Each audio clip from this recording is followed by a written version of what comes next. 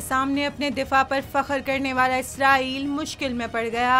Hamas और Hezbollah के मुसलसल हमलों ने सहूनी फौज को कमजोर कर दिया। इसराइल के पास फिजाई दिफा के लिए इस्तेमाल होने वाले मिसाइल कम पड़ गए। फलस्तीन पर जुल्म सितम ढाने वाले काबिज सहूनी रियासत कमजोर पड़ने लगी है। हमास और हिजबुल्लाह ने इसराइल के दिफाई निजाम की धज्जियां बिखेर दी हैं। इसराइल को फिजाई दिफाई निजाम में इस्तेमाल होने वाले इंटरसेप्टर मिसाइलों की शदीद कमी का सामना है। बरतानवी मीडिया ने दावा किया है कि इसराइल को ईरान की तरफ से किसी नए मिसाइल हमले में बेहद नुकसान हो सकता है।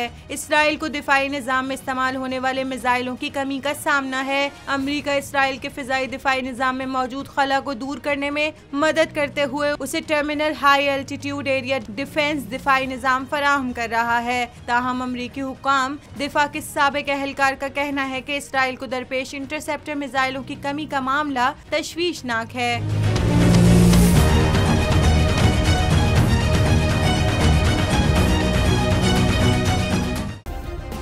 सब्सक्राइब करें और बेल दबाएं ताकि कोई खबर रह न जाए।